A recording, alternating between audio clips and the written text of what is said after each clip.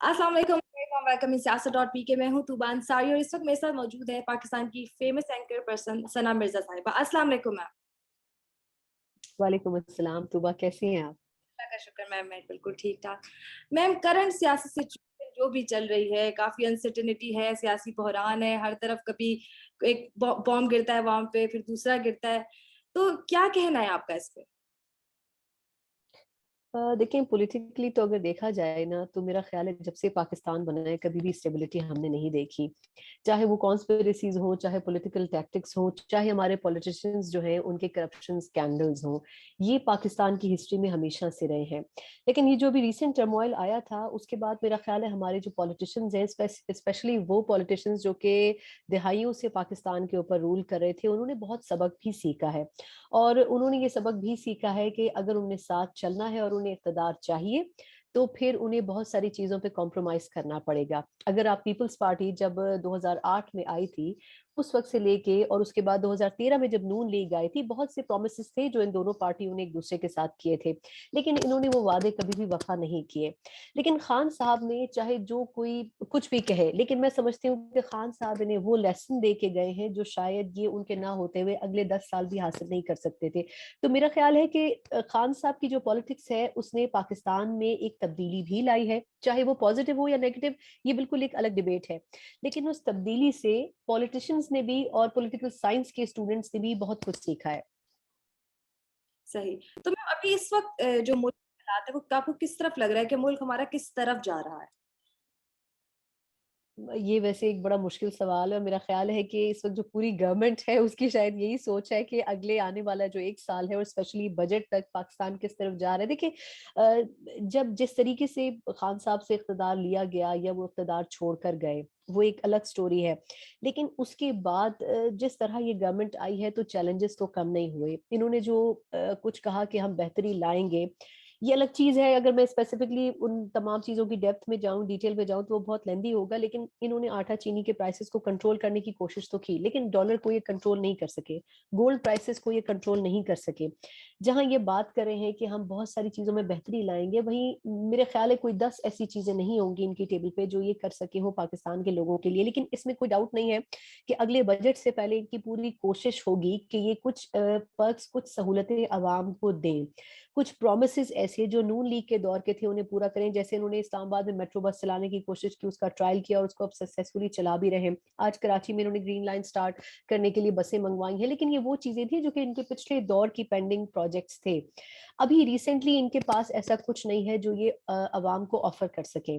उसकी एक बड़ी रीजन जो शायद इस वक्त की जो गवर्नमेंट है यानी नून लीग है वो मानेगी नहीं, वो ये कि नून लीग ने अपने दौर में भी बेताशा कर्जे लिए, लेकिन इनका जो पैटर्न था, इनका जो तरीका था, वो इस तरह का था कि ये सिस्टम को चलते रहने देना चाहते थे। पीपल्स पार्टी का ड्रॉबैक, सॉरी माजरत के साथ, पाकिस्तान तहरीक इंसाफ का ड्रॉबैक ये रहा कि पाकिस्तान तहरीक इंसाफ इख्तिदार में तो आई, लेकिन वो ग्राउंड वर्क कर कर नहीं आई। उनकी एक्सपेक्टेशंस कुछ और थी, और जब वो इख्तिदार में आए तो उनको पता चला कि एक्चुअल जो सिचुएशन है वो कुछ और है। और इसकी वजह से 1 से 2 साल खान साहब को ये समझने में लग गए कि आखिर उनके साथ हुआ क्या है। फिर उनकी टीम और फिर तमाम अपोजिशन का उनके खिलाफ एक होना उनको ले डूबा। लेकिन इस वक्त आने वाले दिनों में ना तो इस वक्त की गवर्नमेंट इन क्राइसिस को खत्म कर सकती है, हाँ ये जरूर है कि ये आईएमएफ की सपोर्ट लेकर फाइनेंशियली कुछ चीजें अपने लिए बेहतर जरूर करेंगे। लेकिन इसमें कोई दो राय नहीं है कि ये डॉलर जो है वो 200 को छुएगा जरूर, जो पेट्रोल है 170 180 पर जाएगा जरूर, और जो महंगाई है उसने आगे अगले 6 महीने एटलीस्ट इस 1 साल बढ़ना जरूर है। अच्छा मैम, अभी बड़ा ऑब्वियस है कि सब जो है नून लीग के जो अहम अराकीन है वो सब लंदन गए हैं। तो अब आपको क्या लगता है हम्म बाकी के फैसले होंगे बाकी लंदन से ही होंगे? क्या शहबाज शरीफ साहब से पाकिस्तान में रह के जो है सियासत को नहीं संभाल सक रहे वो? मेरी अदना राय ये है कि शहबाज शरीफ साहब नो डाउट अच्छे पॉलिटिशियन हैं, लेकिन उससे बढ़कर वो एक अच्छे एडमिनिस्ट्रेटर हैं। लेकिन जो पार्टी की असल बागडोर थी वो हमेशा से मियां साहब के हाथ में ही रही, यानी कि मियां नवाज शरीफ साहब के हाथ में ही रही है। ये बड़ा ऑकवर्ड मैसेज था कि मियां शहबाज शरीफ साहब जो कि prime minister of Islamic state of Pakistan हैं, वो लंदन जाएं, उनसे मिलें। और ऑब्वियसली अगर वो सिर्फ अपने तौर पर उनसे मिलते तो ये कहा जाता कि ये एक भाई की दूसरे भाई से मुलाकात है, और ग्रीटिंग्स शेयर की उन्होंने प्राइम मिनिस्टर बनने के बाद उनसे, लेकिन एक पूरी कैबिनेट को वहां उठाकर ले जाना और फिर उनके साथ बैठकर बातचीत करना, ये जो बातचीत है ये जूम मीटिंग पर भी हो सकती थी, स्काइप पर भी हो सकती थी, लेकिन आप मैसेज ये दे रहे हैं कि आप वहां से इंस्ट्रक्शंस ले रहे हैं और वो इंस्ट्रक्शंस लाके आप पाकिस्तान में अप्लाई कर रहे हैं। ये प्राइम मिनिस्टर के लिए बड़ी ऑकवर्ड पोजीशन है कि क्या वो केपेबल नहीं है, या वो प्राइम मिनिस्टर बनने के बाद भी इंस्ट्रक्शंस पे चलेंगे। तो ये एक बड़ा ऑकवर्ड मैसेज था, जो मेरा ख्याल है, मुझे तो जाती तौर पर बड़ा ऑकवर्ड इसलिए लगा कि जो कुछ भी हो, शहबाज शरीफ साहब को कैबिनेट को वहां नहीं लेके जाना चाहिए था, और अगर वो लेकर गए हैं तो उसका मतलब ये है कि बैक एंड पर जो भी चीजें की जा रही हैं उसमें बड़ा हाथ मियां नवाज शरीफ साहब का खुद है। तो मतलब ऐसा लग रहा है आपको कि नून लीग ने अपने पाँव पे कुल्हाड़ी मार ली है इक्तदार में आके, गलत टाइम पर इक्तदार में आए हैं? ये तो अगर ख्वाजा आसिफ साहब का कल का इंटरव्यू भी सुना हो तो उन्होंने कहा कि हमने एक मुश्किल फैसला किया और हमने खुद छलांग लगाई है इसमें, लेकिन इसमें उनके पास कोई और ऑप्शन भी नहीं था। और दूसरा ये कि वो एक मैसेज भी इमरान खान साहब को देना चाहते थे, और वो ये कि जिस तरह आप इक़्तिदार में आए या आपको लाया गया, उस तरह से हम आपको इक़्तिदार से निकाल भी सकते हैं। लेकिन इसमें ये बात भी याद रखें कि इस वक्त जो तमाम अपोजिशन इकट्ठी होके गवर्नमेंट के अंदर आई है, इसके लिए अपने आप में एक बड़ा चैलेंज ये है कि इसने अपने आप को साथ लेकर चलना है। अब आज आप टेलीविजन पे मनाजिर देखें कि वही एमक्यूएम और वही पाकिस्तान पीपल्स पार्टी, जिनके बीच में अच्छा खासा रिफ्ट मौजूद था, वो इसी इख्तिदार को साथ चलाने के लिए आज एक साथ एमक्यूएम के मरकज में मौजूद थे, और वो प्रोमिस भी कर रहे थे और अपनी जबान से भी कह रहे थे कि हाँ, माजी में हमने एक दूसरे से प्रोमिस वफा नहीं किए, लेकिन अब हमें इसलिए करने हैं क्योंकि हमने इस इख्तिदार को चलाना है। तो अब बहुत से ऐसे चैलेंजेस हैं जो खान साहब को निकालने के बाद खुद गवर्नमेंट के अंदर फेस करने पड़ेंगे शहबाज शरीफ साहब को। लेकिन अब देखना यह है कि आने वाले दिनों में क्या होता है। सबसे बड़ा टास्क तो शायद गवर्नमेंट के लिए ये होगा कि अगला इलेक्शन कब होना है, बाजवा साहब के जाने से पहले होना है या बाद में होना है। तो मेरा ख्याल है जो अगली डिबेट अगले आने वाले चंद माह चलेगी, वो उन तमाम रिफॉर्म्स और इलेक्शंस पे चलेगी कि वो रिफॉर्म्स करने क्या है इस गवर्नमेंट ने, कि अगला इलेक्शन भी यही गवर्नमेंट या यही पॉलिटिकल पार्टीज विन करे और उसमें पीटीआई की कहीं जगह ना बन सके। सही। मैम, तो अर्ली इलेक्शन की आपने बात की, आपको लगता है कि हो पाएंगे अर्ली इलेक्शन? क्योंकि अब नून लीग खुद भी इलेक्शंस की बात करिए, तो क्या ये खान साहब जो जलसे कर रहे हैं, ये उन प्रेशर बिल्ड कर दिया उन्होंने गवर्नमेंट पे? देखिए, खान साहब को जिस रोज जिस लम्हे उनकी जगह से हटाया गया, जिस मोमेंट पे वो प्राइम मिनिस्टर हाउस से निकले, उसके बाद मुझे लगता है कि वो ये सोच चुके थे कि अब मैं अगर अवाम में उतरूंगा तो वो मेरी इलेक्शन कैंपेन होगी, और उनकी बातों से, उनके जलसों से और उनकी बॉडी लैंग्वेज से यही लगता है कि वो इलेक्शन कैंपेन अपनी शुरू कर चुके हैं और वो मोबिलाइज करेंगे। उसको लोग जितना भी अंडरमाइन करें कि नहीं, शायद खान साहब को जो नैरेटिव है ज्यादा नहीं बिकेगा, लेकिन ऐसा नहीं है। अगर आप 15-16 साल, 13-14 साल की उम्र से लेके 26-28 साल या समझ लें 30s की एज तक के लोगों को देखें, तो बहुत से लोगों का माइंड सेट अभी भी यह है कि खान साहब के साथ ज्यादती हुई है। अगर मियां साहब और जरदारी साहब या पीपल्स पार्टी को इतने मौके मिल सकते हैं, इतने ब्लंडर्स के बावजूद जो पिछले चंद अदवार में ये कर चुके हैं, तो फिर खान साहब को एक और मौका दिया जाना चाहिए। लेकिन मेरा ख्याल ये है कि इस वक्त की गवर्नमेंट की ये कोशिश नहीं होगी कि अर्ली इलेक्शंस करवाए जाएं। उसकी वजह यह है कि इस वक्त जो क्राइसिस है, वो इस क्राइसिस को पूरी कोशिश करेंगे कि मिनिमाइज कर सकें, ताकि जब अगले टेन्योर में वो आए, वो कुछ ना कुछ अवाम को ऑफर कर सकें कि वो अगला इलेक्शन भी जीत सकें। क्योंकि अगर अर्ली इलेक्शन हुआ तो उसका नुकसान ये होगा कि खान साहब भरपूर अंदाज में सामने आकर कहेंगे कि ये इस गवर्नमेंट को रन नहीं कर सके और इवेंचुअली हमें अर्ली इलेक्शंस में जाना पड़ा। लेकिन इसमें एक बड़ा रोल जो है वो पाकिस्तान पीपल्स पार्टी का भी है, क्योंकि पाकिस्तान पीपल्स पार्टी ये नहीं चाहती है कि अर्ली इलेक्शन हो। अच्छा मैम, जरदारी साहब ने उसी टाइम पे जो है प्रेस कॉन्फ्रेंस रखी जब नवाज शरीफ के साथ जो है शहबाज शरीफ और उनके मुलाकात थी, बिल्कुल। इसका क्या मकसद था ये प्रेस कॉन्फ्रेंस रखने का? अच्छा, उसमें वो प्रेस कॉन्फ्रेंस मैंने सुनी थी, बल्कि बड़ी, क्योंकि जरदारी साहब बड़ी इंटरेस्टिंग गुफ्तगू करते हैं बाद मौके के ऊपर, तो उन्होंने उसको बड़ा लाइटर नोट के ऊपर टोन डाउन कर दिया था कि मैं तो आप लोगों से मिलना चाहता था और मैं चाहता था कि आप लोगों से गपशप हो जाए, लेकिन मेरा ख्याल ये है कि इससे पहले कि शहबाज शरीफ साहब और नवाज शरीफ साहब की मीटिंग के बाद कोई ऐसी खबर आती या कोई ऐसा हिंट आता या वहां लंदन में मौजूद सहाफियों को कोई ऐसा क्लू दिया जाता कि हम इलेक्शन अब कर सकते हैं या तब कर सकते हैं या हम ये कर सकते हैं, जरदारी साहब की जो पॉलिसी थी या जो पीपल्स पार्टी की जो पॉलिसी थी, वो बड़े दबे अल्फाज में जरदारी साहब ने कल फ्लोट कर दी।